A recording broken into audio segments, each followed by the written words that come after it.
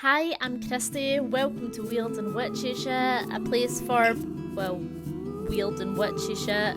Here we talk about everything from the magic of yoga, rituals, tarot, crystals, astrology, self-love, mental health, spiritual stuff, spooky things, and anything of the mystical variety. So if that sounds like the kind of shit you're into, then you're in the right place, my friend. Welcome to the Coven.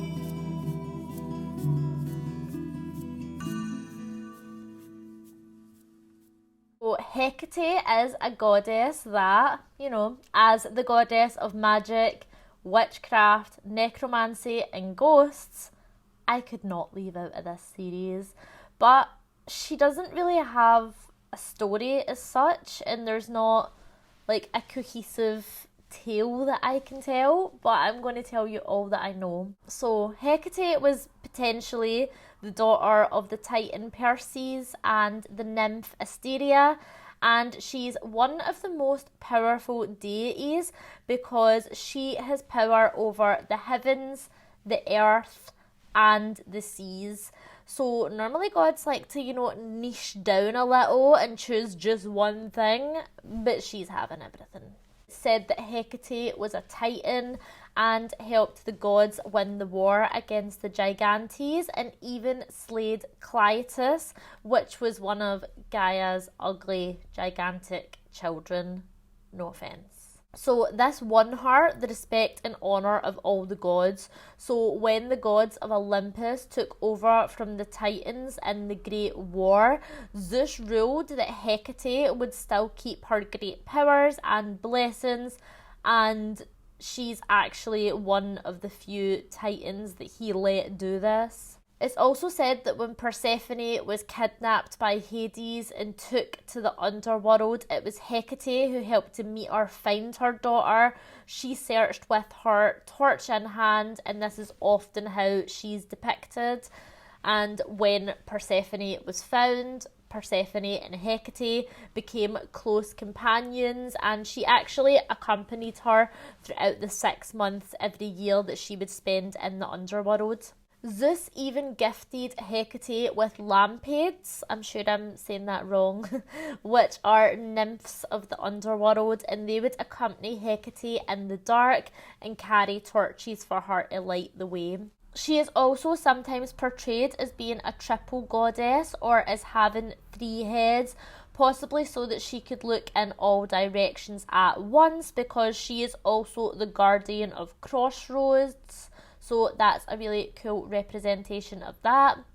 And because she's slightly lesser known than some other deities, it's almost like she could be many things, and like the crossroads, have many possibilities depending on which path you choose. So in a way, I find it really cool that Hecate is like kind of lesser known and a lot more mysterious, and I think that's exactly how she'd want it.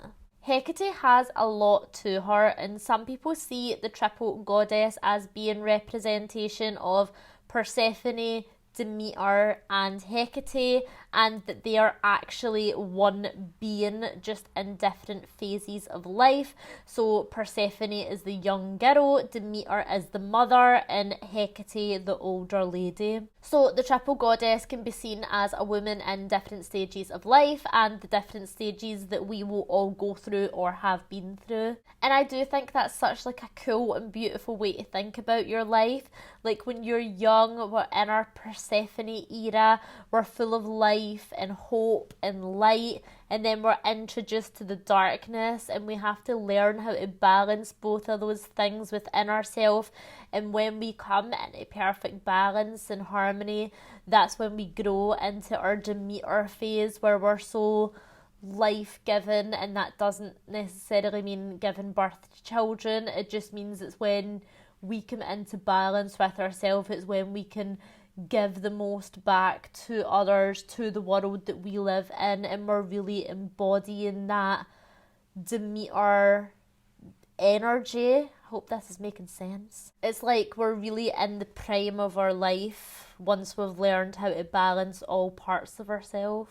And that's not to say that life is without its challenges, because look at Demeter. When Persephone went missing, her life went into complete disarray, so she was once again having to find the balance between light and dark. And it was when Hecate came along that she had all the wisdom, all the age behind her, and all the magic that helped her and Persephone be together. So she was really the glue that held all of this together, because she was older, because she was wiser, because she'd seen so much. So I think that's like a really cool way to see the progression of your life. As Hecate is known as a goddess of death and ghosts, the three could also be seen as birth, life and death. And as well as crossroads, Hecate rules over entryways. So as we pass through one stage of life into the next, or when we're done with life altogether and we pass through that final door. Her sacred animal is the dog, particularly black dogs, and she is often depicted as being accompanied by a pack of dogs, as well as the polecat or weasel, which I think is a very cool sacred animal to have. Like, what would your sacred animal be? I think mine would be the rat. I think I would want it to be the rat. I don't know what it would actually be, but I do think that I have very rat-like features, so I think that would be my choice. Let me know in the comments section what yours would be. I find Hecate really fascinating, and I don't know why there isn't more on her, because I bet you she would have some fucking wild stories to tell.